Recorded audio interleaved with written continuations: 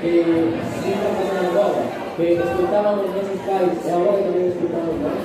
Ya sé a qué te refieres. Estás hablando de Campo da SOB, que nos traen las crismas. Un forte aplauso para eles.